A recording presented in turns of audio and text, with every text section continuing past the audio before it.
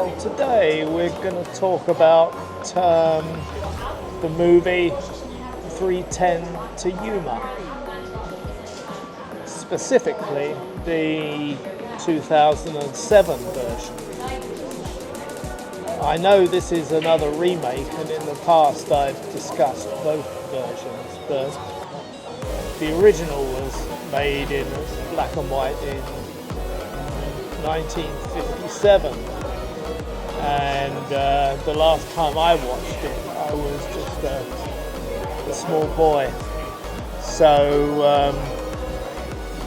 I also have no plans to watch it again in the near future anyway. But the 2007 version stars Russell Crowe as the outlaw Ben Wade, and the movie was a must for me because I'm a big Russell Crowe fan. Just love his movies. And it also stars another actor that I like, although some people think he might be a bit too intense, but that is Christian Bale. And he stars as a hard done by rancher called Dan Evans, who falls foul of the owners of the local town for squatting on land that they actually want, and gets burned out and whatever, And it also stars Logan Lerman, who either went on to star in another movie or came to this, and I'll just put that in a subtitle, but he plays Dan Evans' son, who has no respect for his father whatsoever. He just thinks he's a one-legged loser. It also stars Peter Fonda as the Pinkerton agent, Byron McElroy, who is sent to look for Russell Crowe as Ben Wade and bring him to justice. But the reason I'm doing this, I'm not doing this to describe the movie. You'll be relieved to hear. As far as I'm concerned, and a lot of other people are concerned, the whole movie was stolen by the fantastic actor Ben Foster, who played the part of Charlie Prince. And what a magnificent performance it was too. Again, every time I watch this movie, I see Charlie Prince and I think, oh my God, I wish I was like him. He's everything I want to be. He's a psychopathic killer, but he's slim, he's elegant, and just check out his outfit. Man, he just looks so cool, so cool. Now, the opening scene has a robbery, a stagecoach robbery, and the driver and the guards of the stagecoach mostly get slaughtered by Ben Wade's gang, and Charlie Prince walks through the survivors and blows them away with his Schofields. I don't know why he chose Schofields, because I have some experience of Wild West gunfire, and I would not take a Schofield to a gunfight. For a start, it's a break revolver, and the cartridges are a lot smaller than the standard Colt Model P Peacemaker. They're both .45 caliber, but the Schofield cartridge has considerably less propellant in it, so it doesn't have the muzzle velocity that the Peacemaker has. And one of my friends doing reenactments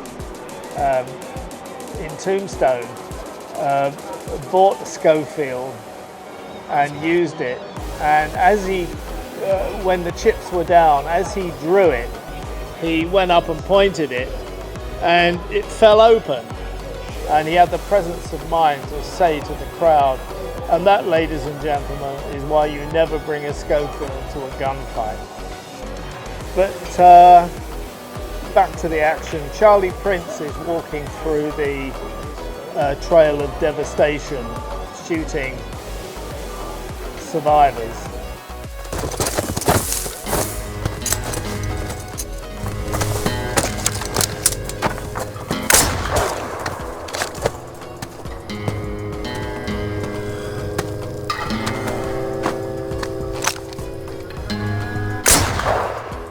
And he comes upon Peter Fonda, Byron McIlvenney, Pinkerton, and he uses the intro that I usually use in my movies because I'm a closet Charlie Prince. He says,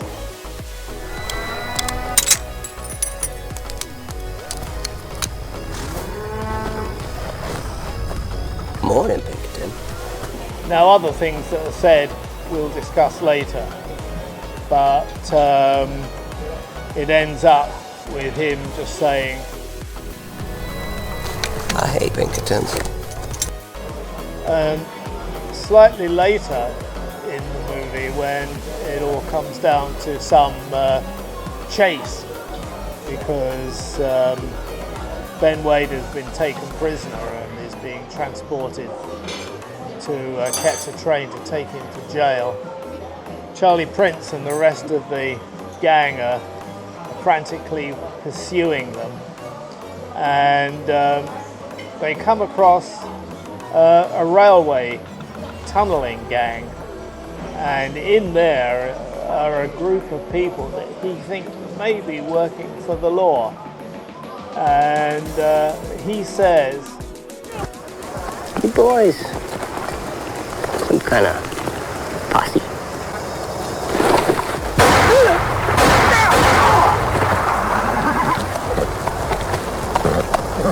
I hate posses. oh, how I love Charlie Prince. I wish I was him. And in fact, the other day I was coming home from some exercise a bit late, and I wanted to go into the local convenience store at the entrance to our complex, and I noticed there was nowhere to park my car because all the car parking spaces had been taken. What the hell for? So I walked towards the convenience store, and right next to it is the local expat bar. And I noticed they've got a do on in there, and there's some guy on the microphone, shouting this and that and the other. And it soon became obvious that they were having a quiz night. So I channeled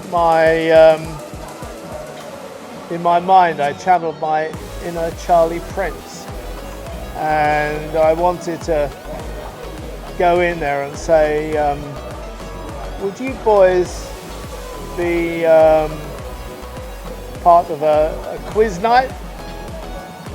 And if they answered yes, I just go bang, bang, bang, bang, bang, bang, bang. I hate quiz nights, especially when I can't park my bloody car because of you. And his response to the town that have been sheltering the opponents of his master, Ben Wade. It's time!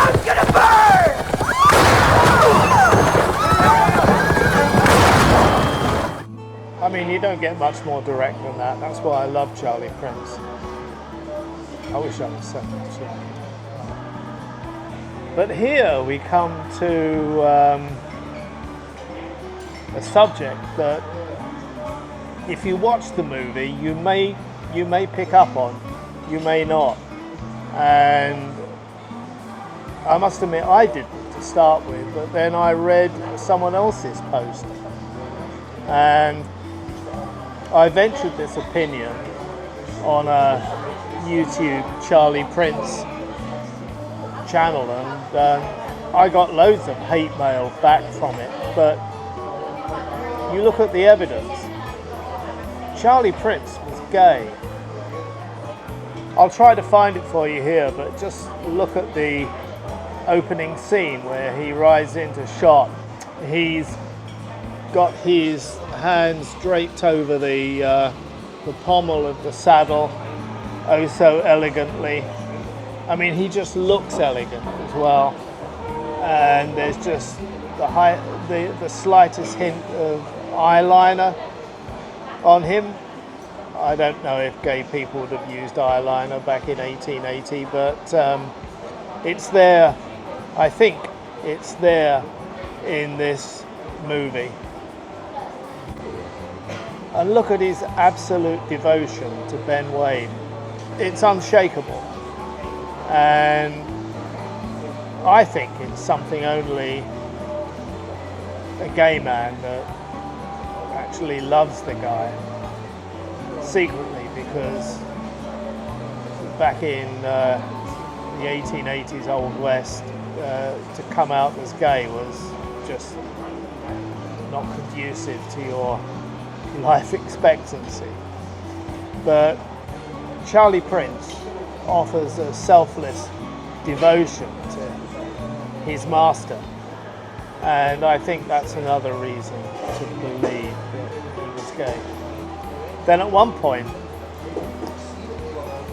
after the robbery, the whole gang go back to the nearest local town and divide the spoils, and they do this in the local bar. After each gang member had got his cut, they kind of disappeared and rode off with the agreement that they would meet up in the next couple of weeks or whatever. All apart from Charlie Prince. Now at this point it became obvious that Ben Wade was really interested in the lady serving behind the counter.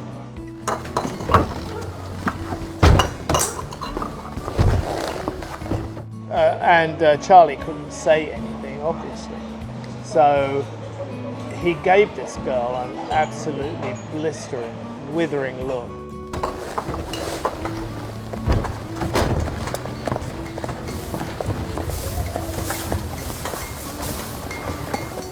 Talk about if looks could kill. Well, Charlie Prince is very, very good at killing people. Marshall's only half stupid. He's gonna be back soon. You're going across the border. I won't be far. I'll wait for you. All right, Charlie. But let's go back to that opening scene again, where Charlie Prince says, Morning, Pinkerton. Name's Charlie Prince. I expect you heard of me. Very unwisely, the Pinkerton, Peter Fonda, replies, Well, I heard of a balled up whore named Charlie Princess. That you, Missy?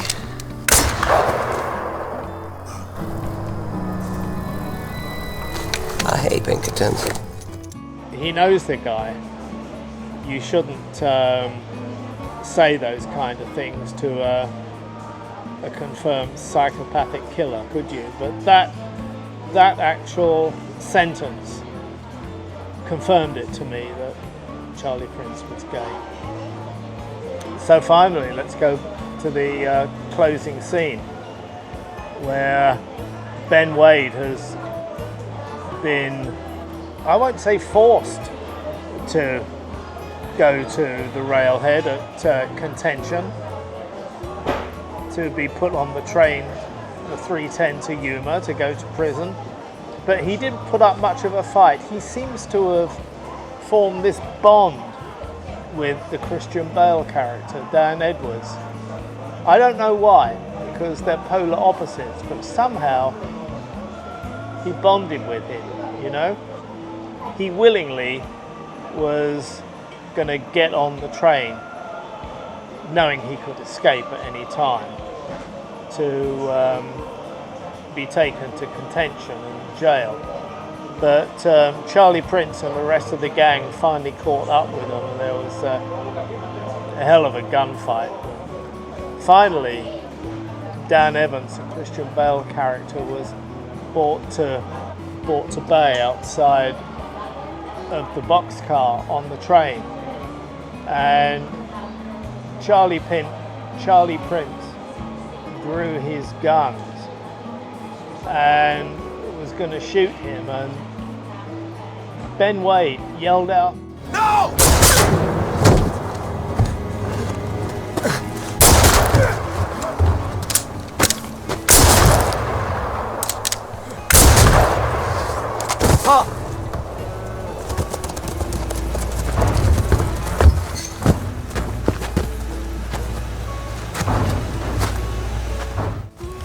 For a one-leg rancher, he's one tough son of a bitch. Yeah.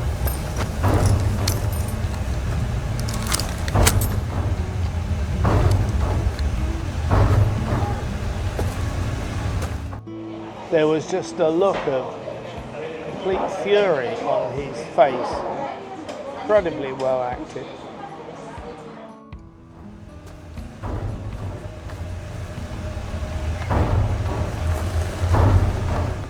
Charlie Prince sensed there was something wrong, so he looked round and, faced his boss, the man I think he loved.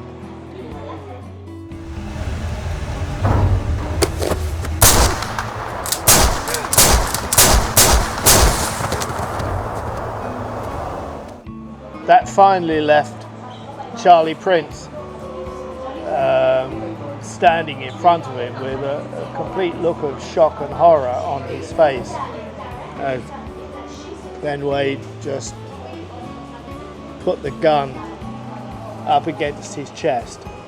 And he might as well, you would have got the same look from your pet Labrador if you'd have put a gun up against his chest and shot him.